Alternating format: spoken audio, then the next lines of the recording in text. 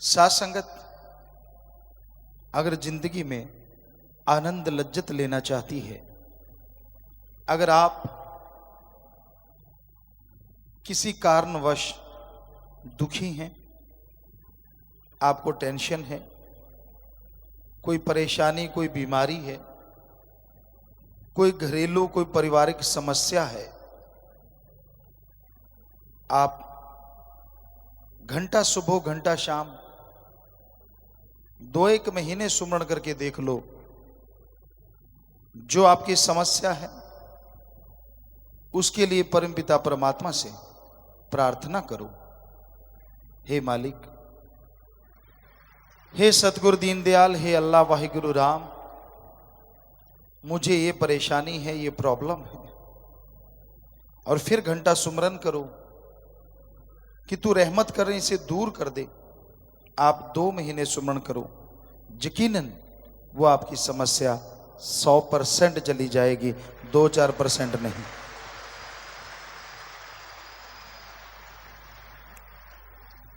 फिर भी कई बार जीव कह देता है, गुरुजी मुझे कोई तरीका बताओ, परेशान हूं, दुखी हूं। इससे अच्छा तरीका और क्या हो सकता है? और सब चीजों के लिए है, दुख है, बीमारी है, परेशानी है, कलह कलेश है, घरेलू समस्या है, बस घंटा सुबह शाम सुमरनी तो करना है। लेकिन इस कलयुग में यह देखने में आता है कि लोग सुबह शाम सुमरन नहीं करते, पेट फड़वा लेंगे यानी ऑपरेशन करवा लेंगे, महीनों महीनों चारपाई पे लेटे रहेंगे, दुखी होते रहेंगे, कईयों का टट्टी पेशाब पाइप के द्वारा होता रहता है, वो करवाना मंजूर है, लेकिन घंटा सुबह और घंटा शाम सुमरन नहीं करते। कितना आसान है अपने दुख दर्द बीमारियों को खत्म कर लेना, और वो भी ऐसे घोर कलयुग में यहां हाथ को हाथ खाए जा रहा है। हम देख रहे हैं इर्द गिर्द दूर दराज लोग गर्ज से बंध गए हैं। गर्ज है, स्वार्थ है तो प्यार मोहब्बत करते हैं, और गर्ज अगर नहीं तो सलाम, नमस्कार, सत श्री अकाल नारा लगाना भी पसंद नहीं करते। ऐसा घोर कलयुग का समय चल रहा है। हर कोई मतलब परस्त, स्वार्थी सा बन गया है। ऐसा नहीं है कि निस्वार्थ लोगों का बीज नाश हो गया है। निस्वार्थ भाव से प्यार मोहब्बत करने वाले भी हैं, पर बहुत कम। कोई आता है मेरे बेटा नहीं, कोई आता है दूध नहीं, कोई आता है बिजनेस नहीं, नौकरी नहीं, शादी नहीं हो रही, और कईयों को तो अजीबोगरीब हालत में तड़पते देखा। क्या चाहिए? बेटे ने मारा, फिर क्या आप चाहते हैं? मेरे पोता हो जाए। बेटे ने मारा, चाहिए पोता हो जाए। पोता तेरे लिए मखमल बिछा देगा। ये नहीं मांगते कि हमें गुरुजी भगवान चाहिए, अल्लाह राम चाहिए। मखमल बिछाएगा ही नहीं, सुलाएगा मखमल पे, चलाएगा मखमल पे, और उड़ाएगा भी मखमल पे। यानी इतना सा भी दर्द का एहसास नहीं होने देगा। उसको नहीं मांगते, दुनियावी चीजों में पगलाए हुए हैं। चलो, जैसा वक्त होता है संत मालिक से वैसी दुआ करके कर्म करवाते हैं। परम पिताजी दाता रहबर ने एक जगह लिखा है कि राम का कामकाज संतों द्वारा ही होता है। भगवान के घर के जितने भी कार्य हैं भगवान संतों द्वारा करवाता है, और सच है। चलो बेटा चाहिए तो बेटा ले लो, दूध चाहिए दूध सही, बिजनेस चाहिए बिजनेस सही, जो जी चाहे ले लो, पर भगवान का नाम भी ले लो ताकि वो सारे समान का सच्चा सुख मिले।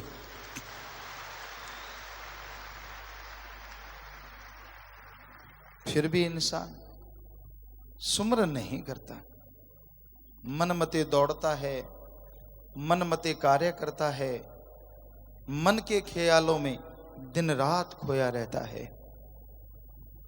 निंदा करता है।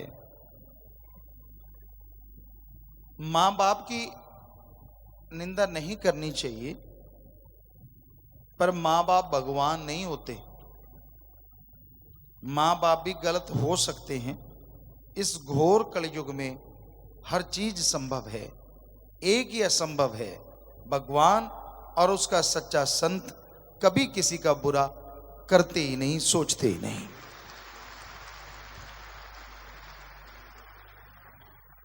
वैसे तो मां बाप की कोई निंदा करे, सामने वाला अगर ये सवाल कर दे, तेरी रगों में किसका खून है भाई, क्या आपके पास कोई जवाब है? क्योंकि जिस मां बाप की निंदा कर रहे हो, उसी के जीन्स, उसी का ब्लड, उसी का बना हुआ शरीर के अंदर भगवान की आत्मा है, तो आप कहां से भले मानस हुए? इसका सिर्फ एक ही जवाब है, मां बाप बुरे हैं। अगर कहे आप अच्छे कैसे हैं? अरे भाई, मुझे मेरे सतगुरु मां बाप ने गोद ले लिया है, इसलिए मैं अच्छा हूं। मां बाप सिर्फ मां बाप रह गए, उन्होंने सतगुरु अल्लाह वाहिगुरु को अपना हाथ नहीं पकड़ाया, इसलिए वो बुराइयों में फंसे हैं। इसमें मेरा कोई कार नहीं, उनके अपने कर्म हैं। ये तो पॉसिबल है, ये तो संभव है। तो आज के दौर में हमने देखा, अगर मतलब है तो लोग बात करते हैं, मतलब है तो दुआ सलाम करते हैं, उल्टा धौंस और जमाते हैं, लोगों को साबित करते हैं कि मैं सही हूं, मेरे माँ बाप नहीं सही, मेरा पीर फकीर गुरु नहीं सही। सूरज पश्चिम में उग सकता है, गुरु गलत हुई कभी हो नहीं सकता।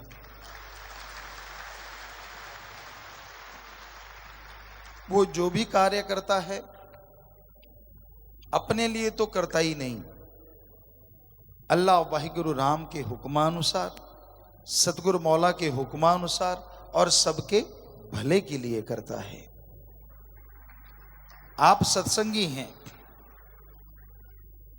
आम दुनिया से बहुत मामलों में बहुत ज्यादा आगे हैं, लेकिन फिर भी कहीं ना कहीं आप जो भी बिजनेस करते हैं, जो भी व्यापार करते हैं, अपने बच्चों के लिए, माँ बाप के लिए, शरीर के लिए, और कुछ लोग परमार्थ के लिए करते हैं।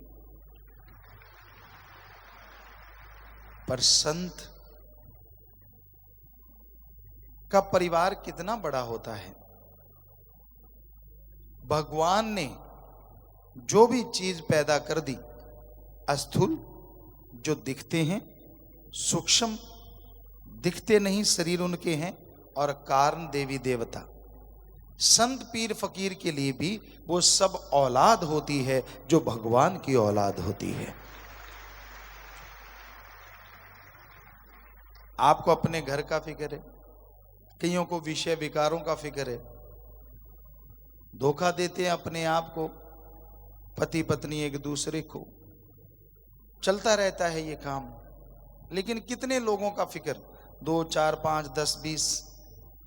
और जरा सोचिए, एक फकीर को सारी सृष्टि ही नहीं, सारी त्रिलोकी नहीं, त्रिलोकियों का फिक्र होता है। वो मालिक से दुआ करते रहते हैं, उनका भला मांगते रहते हैं, उनके भले के लिए हर कार्य करते रहते हैं। इतने सेल्फिश मत बनो, खुद गर्ज मत बनो, बल्कि बुलंदी से रूहानियत के जज्बे को अपनाओ। सबका भला करो, सबका भला सोचो। हम आपको गारंटी देते हैं, अगर ऐसी भावना आप पैदा कर लोगे तो आपको सुमरन से पहले ये प्रार्थना नहीं करनी पड़ेगी कि मुझे दुख से मुक्त कर दो, मेरी प्रॉब्लम का सॉल्व कर दो, मेरी परेशानियों को दूर कर दो, मुझे टेंशन फ्री कर दो, क्योंकि ये बुराइयां भगवान आने ही नहीं देंगे। जो भगवान की औलाद का भला किया करते हैं, भगवान की औलाद का भला सोचते हैं, मालिक उनका भला जरूर करते हैं। संत कभी झूठ नहीं बोला करते। संत अगर किसी मुरीद को ये बोल दें कि बेटा तू बहुत सेवा करता है, तो उसमें झूठ नहीं होता, डायरेक्ट एंड डायरेक्ट वाकई वो सेवा करता है। इंसान वहां तक नहीं पहुंच सकता यहां तक रूहानियत गहरी है।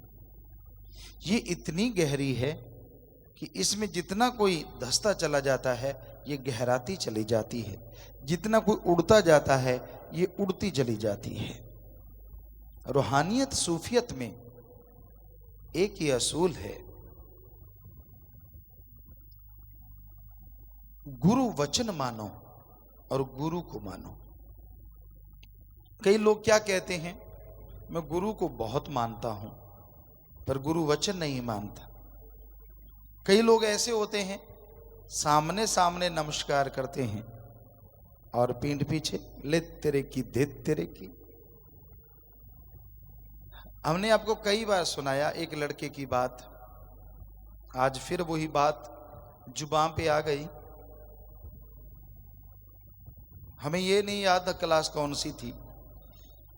एक टीचर थे, सारे बच्चे बड़े डरा करते थे उससे, उनको बुखार हुआ या पता नहीं कैसे वो आए नहीं। उस समय टीचरों को गुरुजी या मास्टर जी कहा जाता था, तो वो 10 दिन बाद आए। हम सब लोगों ने पूछा, कुछ लोग थे 3-4 गुरुजी के ऐसे सजदा करना नमस्कार करना आदत सी थी हमारी, तो बाकी पता नहीं। तो ऐसे पूछा, गुरुजी आप ठीक हैं, कैसे हैं मास्टर जी आप ठीक हैं? हाँ ठीक हूँ, बुखार था। 4-5 बच्चों ने ऐसे साथ पूछा, एक बच्चे ने भी यूं हाथ किया और वापस आ गया। बड़ी हैरानी हुई, वो बड़ा शरारती अव्वल दर्जे का, जिसे पढ़ाई के लिहाज से कही तो निकम्मा बच्चा था। हमने कहा आज तेरे अंदर भी दर्द पैदा हो गया, तूने भी यार मास्टर जी का पूछा गुरुजी का पूछा ठीक हो। हंसने लगा जोर जोर से। हमने कहा हंस क्यों रहा है? कहता आप क्या सोचते हो मैंने कुछ पूछा? हमने कहा हाँ आप पाँव के ऐसे हाथ लगा के आए हो। कहते नहीं नहीं, मैं तो ऐसे पाँव के हाथ लगा के आया था, मास्टर जी मरे नहीं फिर आ गए। तो ऐसे ऐसे लोग बैठे हैं भाई, किसी का कुछ भरोसा नहीं, पर वो जैसे हर किसी का कोई मालिक होता है ना। आप पंजाबियों को कई बार ये होता है कि जो चीज पसंद आ गई, जैसे कट्टा तिंगड़ दे। कई बच्चे कहते पिताजी जब देख लो पंजाब का प्रोग्राम होता है उनकी एक ही फरमाइश होती है, कट्टा तिंगड़ दे किले दे जोर थी। कईयों को तो पता ही नहीं होता क्या है, कट्टा क्या होता है और किला क्या होता है और तिंगड़ना क्या होता है। तो इस बार भी हमें पूछा बच्चों ने कि पिताजी पापा जी इसका क्या मतलब है? हमने कहा बेटा मतलब अगर वैसे बाहर का देखे तो कुछ और है, लेकिन अगर इस मुहावरे का अर्थ है तो उसका मतलब है कि वो कट्टे को इतना मान है, उसके अंदर इतना विश्वास है, दृढ़ यकीन है अपने किले पे कि उस किले के जोर पे वो छलांगे मार रहा है कि मैं गिरूंगा नहीं, मुझे कुछ नहीं होगा, मुझे वो गिरने नहीं देगा, जिससे मैं बंधा हूं वो मुझे इधर उधर जाने नहीं देगा, वहीं रखेगा, मेरे कोई चोट नहीं लगेगी। इतना यकीन है, मैं कितना भी जोर लगा लूं मेरे चोट नहीं लगने वाली, मैं गिरने वाला नहीं, किला उखड़ने वाला नहीं। और अगर उसको आदमियों पे लगाओ कि मेरा मालिक मेरा सतगुरु मेरा मौला इतना जबरदस्त है, मेरा उस पर इतना दृढ़ यकीन है कि मेरा मालिक पूरा है, वो मुझे कहीं भी गिरने नहीं देगा। पूरी लाइफ दोनों जहान में मेरा साथ देगा। मेरे को मान है, मुझे उस पे बेहद मान है। तो इसी तरह इंसान अपने मालिक पे, अल्लाह पे, वाहिगुरु पे, सदगुरु पे दृढ़ यकीन रखता है तो उसकी ज़िंदगी की तमाम बुराइयां दूर होती हैं, खुशियां आती चली जाती हैं, दृढ़ यकीन बनता चला जाता है। तो आप अपने अंदर की भावना को शुद्ध रखो। कभी किसी का बुरा मत किया करो, बुरा सोचा ना करो। तो जैसे वो किले पे कट्टा तिंगड़ता है, हर किसी को मान होता है। गांव में एक सिपाही से हाथ मिला लिया तो कई आस पड़ोस वाले डरने लग जाते हैं यार। और अगर कहीं इंस्पेक्टर से हाथ मिला लो तो पूरा गांव कांपने लगता था पहले। वो यार इसका तो इंस्पेक्टर से हाथ मिला हुआ है। तो यानी किला अलग अलग है, किसी का तो वो सिपाही है, किसी का इंस्पेक्टर है, किसी का एमएलए एमपी है, किसी का कोई। उसी के दम पे हर कोई ऐसा करता रहता है। तो फकीरों को भी लोग बहुत बुरा बोलते हैं, अच्छा बोलते हैं, गलत सोचते हैं, अच्छा सोचते हैं, बुरा करना चाहते हैं। पर फकीरों का किला ऐसा किला होता है जो दोनों जहां जिसके सहारे खड़े हैं वो अल्लाह वाहिगुरु सतगुरु मौला होता है। वो उस पे मान होता है, उसी के सहारे जीते हैं, वही सब कुछ करवाता है। तो आपने सुना अलग अलग जगहों पे जाते हैं, भाषाएं अलग अलग होती हैं, वहाँ हम व्याख्या करते हैं, हमें खुद नहीं मालूम उनको कैसे समझ आ जाती है। और किसी भी हिंदी भाषी की समझ नहीं आती। और सतगुरु मौला जब हमसे वही भाषा बुलवाते हैं तो उनको पटाक पटाक समझ आती है, वो तालियां मारते हैं, बड़े खुश होते हैं। तो वो जो ट्रांसलेटर होता है, जो द्विभाषीय होता है, उस भाषा को परिवर्तन करके बोलता है, वो दंग रह जाता है कि मैंने तो अभी बोला ही नहीं और ये ताली कैसे मार रहे हैं। वो हमें देखता है, कभी उनको देखता है। तो ऐसा हर जगह हुआ। अपने देश में कितनी भाषाएं हैं, लगभग हमने सब जगह गए और सब जगह ऐसा मंजर देखा। और ये कॉन्फिडेंस होता है कि हाँ जो बोलेंगे ये समझ जाएंगे। क्यों? क्योंकि किला बहुत जबरदस्त है।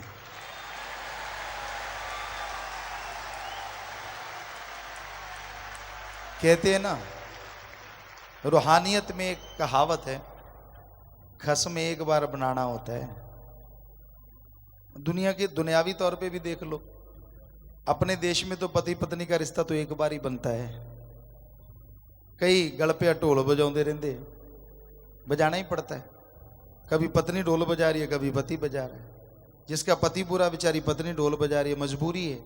और जिसकी पत्नी बुरी, पति ढोल बजा रहा है।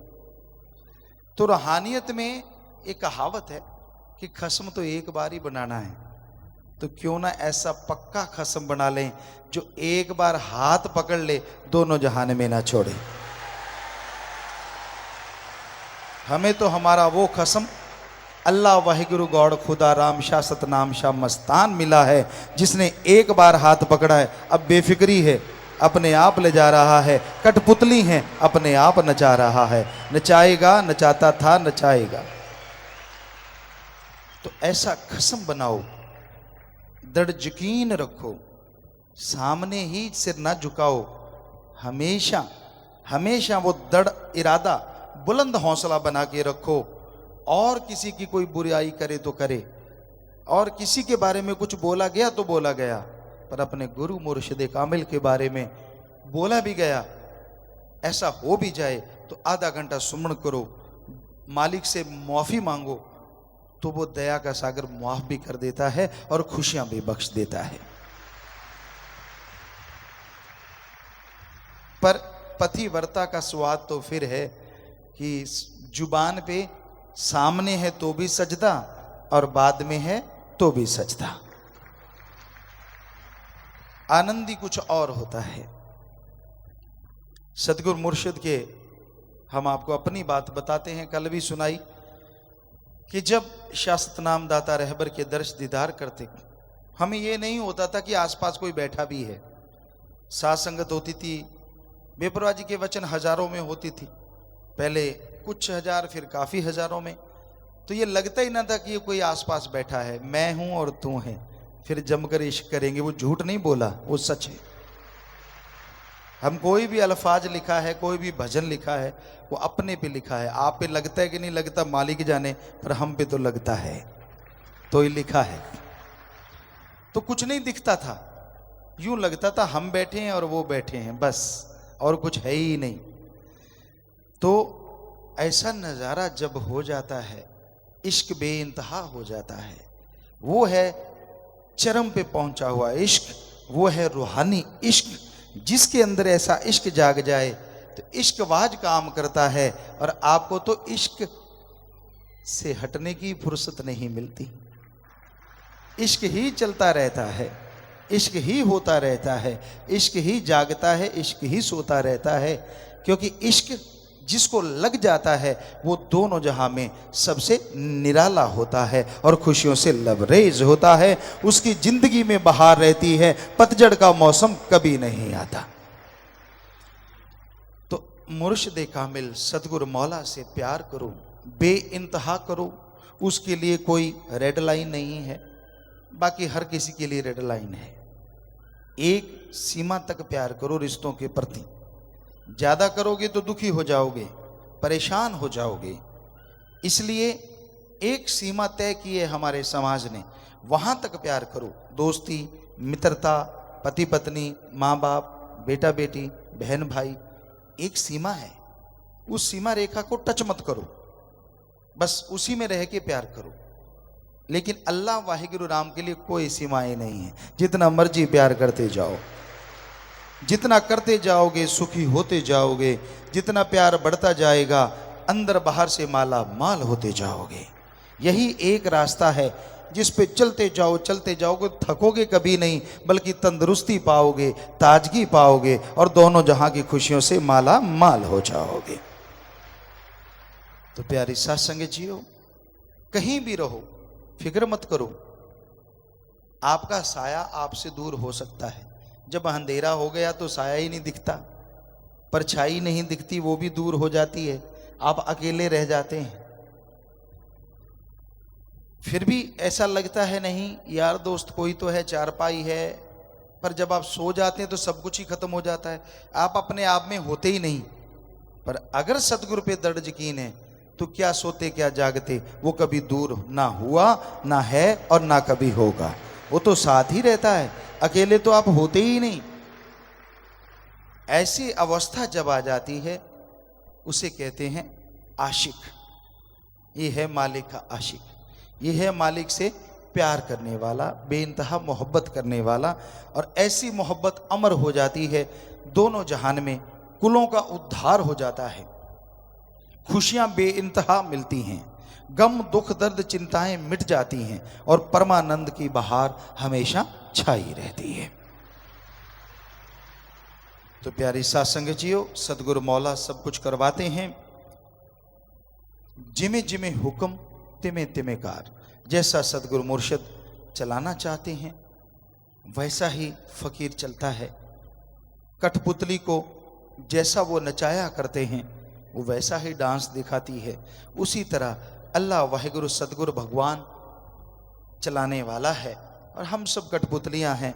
कौन सी कठपुतली कैसे नचानी है वो सब जानता है, पर कठपुतली तो अपने आप कुछ कर नहीं सकती। आप जीती जागती कठपुतलियां हैं, और आपको एक हक दिया है जिसको कहते हैं खुद मुख्तियारी।